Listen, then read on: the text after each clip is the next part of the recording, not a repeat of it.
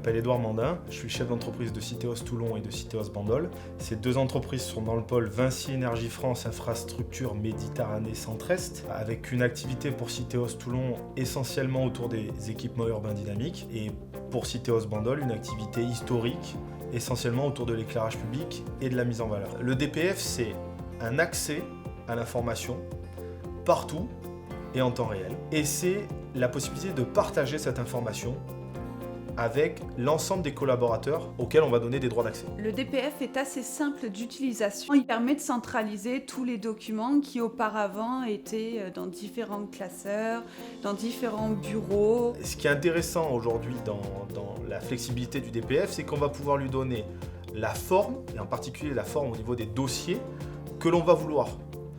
Aujourd'hui, il y a des entreprises qui ont des grosses phases d'études et qui vont avoir besoin, par exemple, dans le DPF, qu'il y ait l'avant-projet détaillé, l'avant-projet sommaire.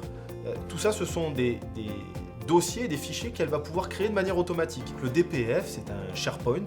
C'est une zone dans laquelle on va venir classer des documents à travers le logiciel Harmony. Il faut savoir que ce logiciel Harmony nous permet aussi d'avoir accès au OneDrive, le vôtre, mais aussi aux fichiers qui sont partagés sur les OneDrive de vos collaborateurs.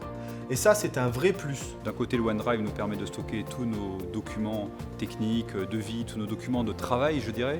Et dans le DPF, on va au contraire archiver tout ce qui est documents contractuels liés à une affaire, liés à un client. Et donc, on peut après facilement transférer des documents depuis l'espace de travail, le OneDrive, que ce soit un devis une fois que la commande est reçue, que ce soit un compte rendu de réunion une fois qu'il est tapé. On peut directement les faire glisser dans la bonne affaire, dans le DPF.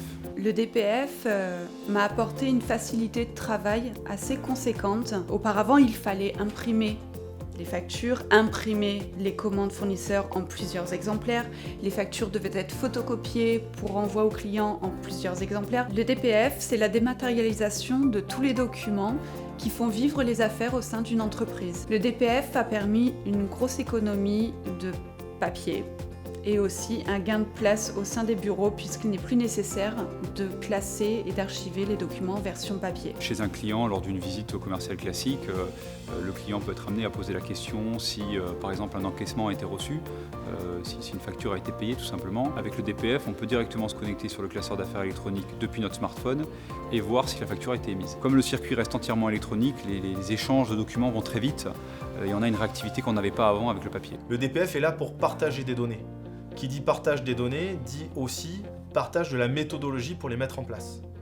Aujourd'hui, le DPF, c'est une fenêtre sur l'organisation de l'entreprise de demain. Avant toute chose, il faut travailler sur la structure qu'on veut donner pour la vie de l'entreprise, parce que le DPF, il est là pour faciliter la vie de l'entreprise. Le DPF, c'est vraiment un outil extraordinaire qui nous permet aujourd'hui de passer beaucoup plus de temps à l'extérieur de l'entreprise. On maximise vraiment le travail qui est le plus important et celui pour lequel on apporte une valeur ajoutée.